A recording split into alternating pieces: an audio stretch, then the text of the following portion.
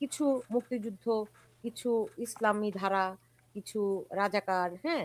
কিছু বাম, মানে একটা মিশ্রণ যেই দলের মধ্যে, বিশেষ করে যেখানে ইসলামপন্থীদের অনেক একটা আশ্রয়স্থল, সেইখানে এইরকম একজন নারী তিনি নেতৃত্ব দিচ্ছেন। আমার কাছে মনে হয় এটি এক অসাধারণ দৃশ্য, অসাধারণ নেতৃত্বের ব্যাপার। আপনার কাছে কি মনে হয়? ওয়েল ওই সময় তো আপনার সে ধরেন কেউ কল্পনাও করেনি উনি ইয়েতে আসবেন, পলিটিক্সে আসবেন বা উনি নেতৃত্ব দেবেন, এটা কেউ কল্পনা করে নাই। তো আহ, সেই সময় ধরেন আহ, আহ, শেখ হাসিনাও যে একেবারে খুব প্রমিনেন্ট হয়ে গেছে বিষয়টা এরকম না। মানে আমি যখনকার সময় জনসভাগুলা দেখতাম, পরে তো সাংবাদিক হিসাবে রিপোর্টার হিসেবে আলাদা, কিন্তু আমি কিন্তু একটা দীর্ঘ সময় ডেস্কে কাজ করেছি, 1.5-2 বছরের মতো এরকম ডেস্কে কাজ করেছি। সো তার ওখানে একেবারে আমার আহ, যেটা তখন মনে হতো যে কিভাবে সম্ভব, যে অনেককে আমরা দেখলাম যে তখন ইসলামী যারা বলতো যে নারী নেতৃত্ব মানে না অমুক নেতা, কিন্তু তার নেতৃত্ব মেনে নিচ্ছে। এইটা বলতে পারেন যে বিস্ময়কর মনে হতো। উনি কিভাবে এইসব যারা নারী নেতৃত্ব মানে নারীকে ওনারা ঘরের ভিতরে রাখছেন, তাদেরকে কিভাবে বসে রাখছেন। এটা হুম। কিন্তু মাঝে মধ্যে মনে, কিন্তু একটা জিনিস আমি যেটা ওনার নেতৃত্বের গুণাবলীর মধ্যে একটা জিনিস আমার সবসময় মনে হচ্ছে যে she was a slow learner. আমার যেটা মনে হচ্ছে অলওয়েজ স্লো লার্ন করতো, but what ever she learned এটাকে প্র্যাকটিস করতে পারতো। কোনো তাড়াহুড়ো করতেন না প্র্যাকটিস করার ক্ষেত্রে। কম কথা বলতেন, কম কথার মধ্যে দিয়ে কিন্তু উনি অনেকে বশ করে ফেলতেন কম কথাতে। মানে যেহেতু উনি, আমার ধারণা, খুব স্লো লার্ন করতেন, বাট যেটা লার্ন করতেন ওটা একেবারে মাথার মধ্যে রাখতেন এবং সেটা অনুযায়ী উনি প্র্যাকটিস করতেন। এবং আপনি যদি জানেন যে তিনি তার অ্যাডভাইজারদের কথা শুনতেন, তার বহু অ্যাডভাইজার তখন ছিল। এই যে আপনি তখনকার সময় যদি আপনি, আমি অনেক অনেক সাংবাদিককে চিনি। প্রফুল্লতা চৌধুরী, জমিরুদ্দিন সরকার, রাইট। অনেকের নাম বলতে এভরি সিঙ্গেল ওয়ান। এটার বাইরেও কিন্তু ওনার আরো অ্যাডভাইজার গ্রুপ ছিল একটা, সাংবাদিকদের মধ্যে কিছু ইয়েদের বিভিন্ন পেশার অ্যাডভাইজার ছিল। এটা কিন্তু প্রকাশ্য ছিল আমার না, মনে বাট আছে অপ্রকাশ্য। প্রফেসর এমাজউদ্দিন চৌধুরী, হ্যাঁ, হ্যাঁ। দিয়ে মাহফুজুর রহমান, মাহফুজুল্লাহ। মাহফুজুল্লাহ ভাই, জি। হ্যাঁ।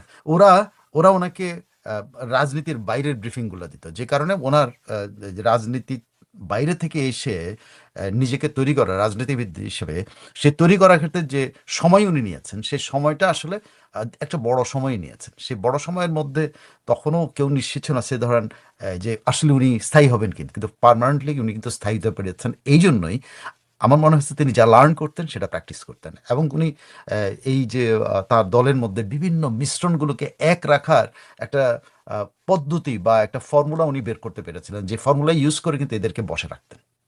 জি। আচ্ছা, যাই হোক, আজকে আমি জানি যে, বললাম তো, তার প্রতি খুবই শ্রদ্ধা জানাই।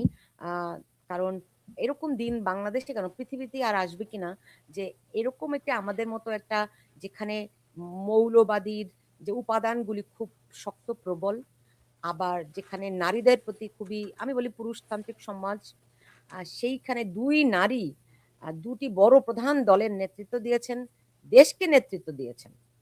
ফলে এইরকম এটা একটা অসাধারণ, আমরা হয়তো সেই সৌভাগ্যবান প্রজন্ম কিংবা আহ, মানুষ যারা এই দৃশ্যগুলো, তাদের নেতৃত্ব আমরা দেখেছি। যাই হোক, তার না, আপনি আপনি আরেকটা জিনিস দেখেন, আপনি যেটা করে বললেন যে আজকে যখন বাংলাদেশের সমাজ টোটাল মৌলবাদীদের, সর্বত্র মৌলবাদীদের মানে হিংস্র দাঁতের দ্বারা রক্তক্ষয় হচ্ছে, সেই মুহূর্তে দেখেন তার মৃত্যুটা মানুষকে কি পরিমাণ ঐক্যবদ্ধ করছে। এবং এটাই কিন্তু মৌলবাদীরা ভয় পায়। এবং হুম, খালেদা জিয়া যে মারা গেছেন, এই মারা যাওয়ার মধ্যেও কিন্তু মৌলবাদীরা কিন্তু রাষ্ট্র হারাচ্ছে, অবস্থান হারাচ্ছে। কারণ কি জানেন? তার দীর্ঘ আন্দোলন প্লাস যে উনি যে ভাবমূর্তিটা তৈরি করতেছেন, সেই ভাবমূর্তির উপরে কেউ যেতে পারেন না, এখনো যেতে পারেন নাই। যে মৌলবাদীরা যে এত লম্পঝম্প করছে, কিন্তু বলতে পারছে যে এই, এবং মৌলবাদীদের কোনো কথাও কিন্তু আজকে পত্রিকাগুলো দেখেন, এ, মৌলবাদীদের ওনার সম্পর্কে একটা শোকও কিন্তু কেউ প্রচার করতেছে না। This is her influence towards media, this is her influence towards society. যে এই ইনফ্লুয়েন্সটা উনি বলেন যে তার মানে প্রয়াণের দিনেও কিন্তু তিনিই কিন্তু আলোচিত, কোনো মৌলবাদীদের কোনো অবস্থান এখানে। এবং উনি সংহত করেছেন শুধু রাজনীতি না, উনি একজন নারী হিসেবে নারীদের জন্য যে অবস্থান, যেটা আজ সমাজ আজকে মানে হারায় ফেলতেছিল, সে জায়গায় কিন্তু আবারও একটা কিন্তু, যে এই দিনটাকে দিয়ে যদি নারীরা চেষ্টা করে, নারী নেতৃত্বরা চেষ্টা করে, তাহলে আবারও কিন্তু একটা জাগরণের সময়, আমার জাগরণ সৃষ্টি করতে পারবে। রাইট। তার তার কালকে তার নামাজে জানাজা আছে। আপনি জানেন যে সংসদ ভবনের দক্ষিণ প্লাজায় এটি অনুষ্ঠিত হবে। রাষ্ট্রীয় শোক ঘোষণা করা হয়েছে।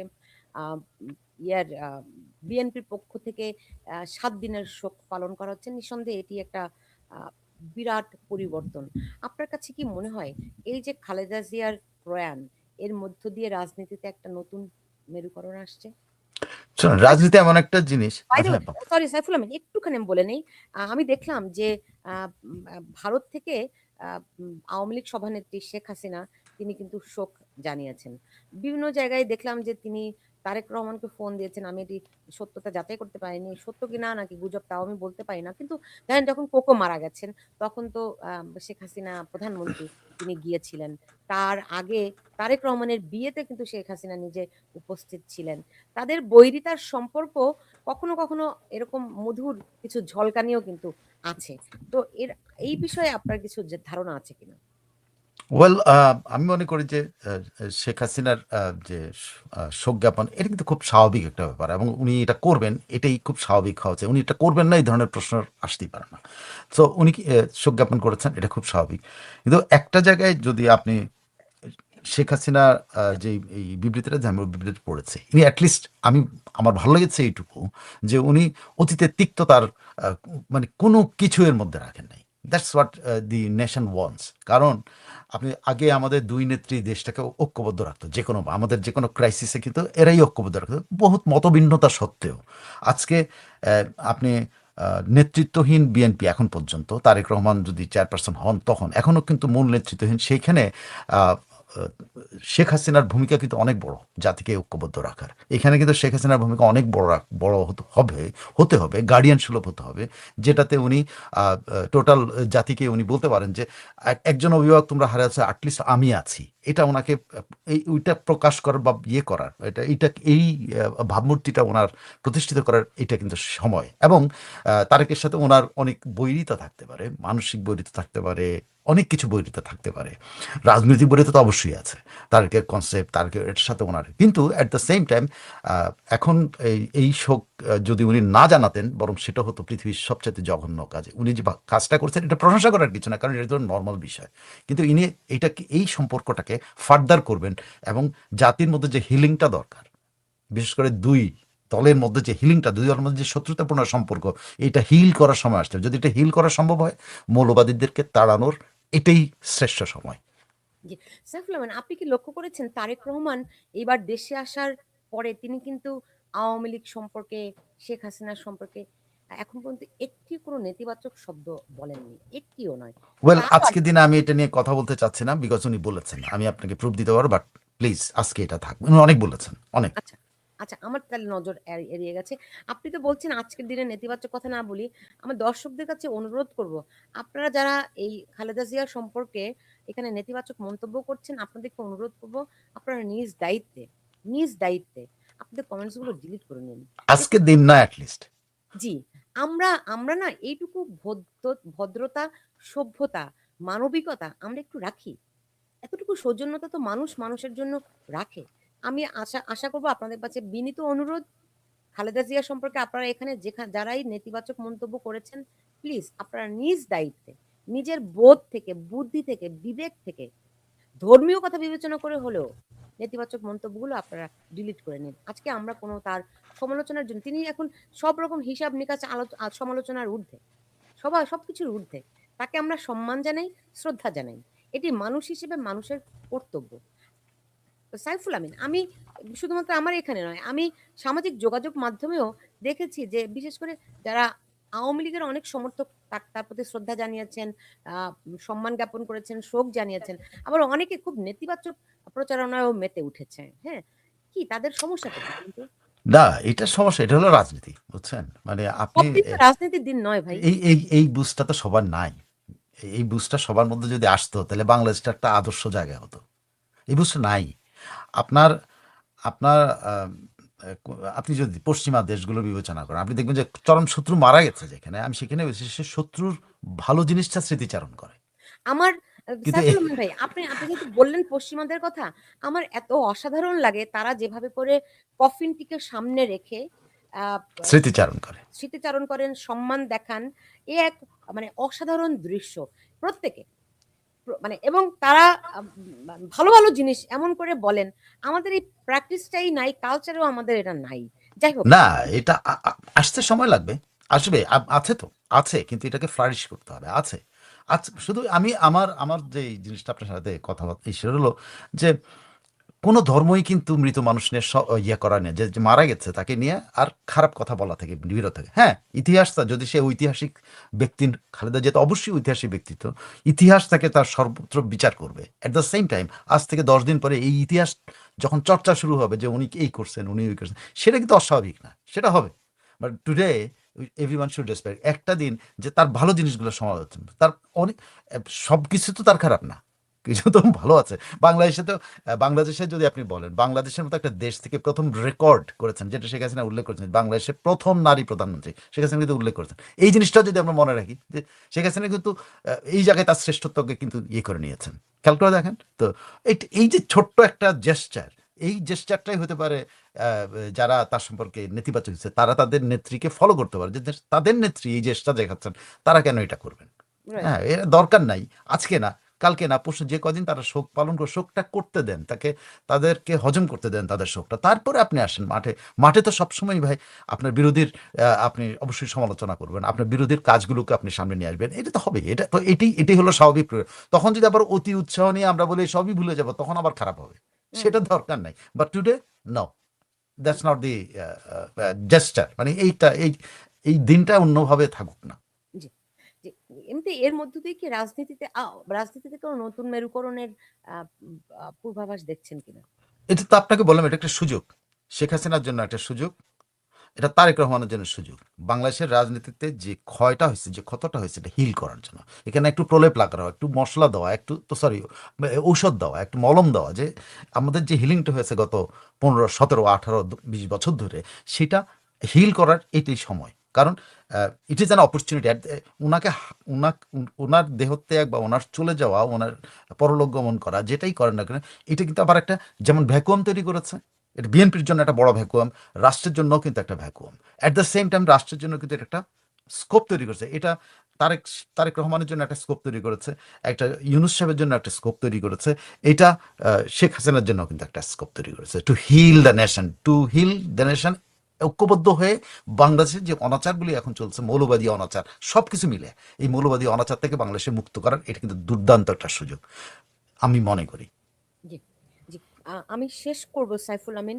আপনি দেখেছেন ভারতের প্রধানমন্ত্রী নরেন্দ্র মোদিও কিন্তু খালেদা জিয়ার শোক জানিয়েছেন। এটি স্বাভাবিক।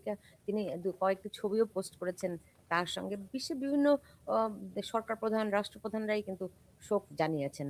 আ ফলে খালেদা জিয়ার তো যেই রাজনীতিতে যে তার অবস্থান, এটি তো অটুট থাকবেই।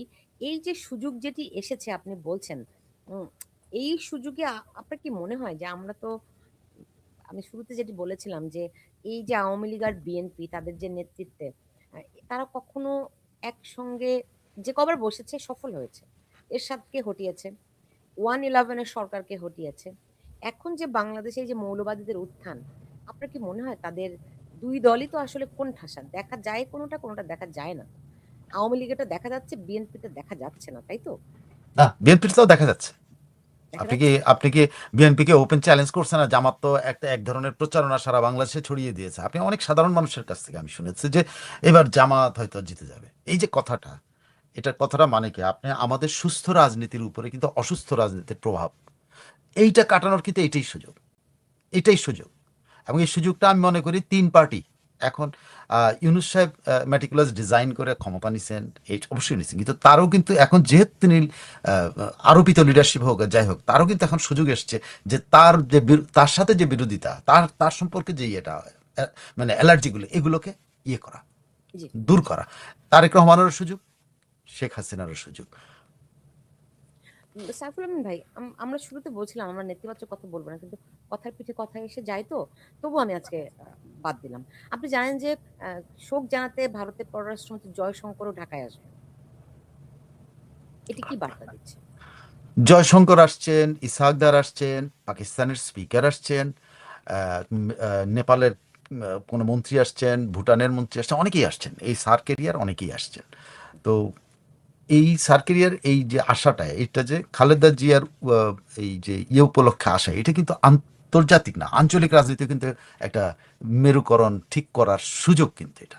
এতগুলি নেতা যখন একসাথে, অ্যাটলিস্ট দুইজন প্রধান পররাষ্ট্রমন্ত্রী আসতেছে, দুই পররাষ্ট্রমন্ত্রী, যেটা আমাদের আঞ্চলিক সমস্যা, সে আঞ্চলিক সমস্যাগুলো পাকিস্তান, বাংলাদেশ, ভারত, এখন তো এই তিনজন কিন্তু এই এই গ্রাউন্ডের মধ্যে গেম খেলতেছে, তাই না? এই বাংলাদেশ একটা প্লে করতেছে, পাকিস্তান একটা প্লে করতেছে, ভারত প্লে করতেছে, সবাই প্লে করতেছে।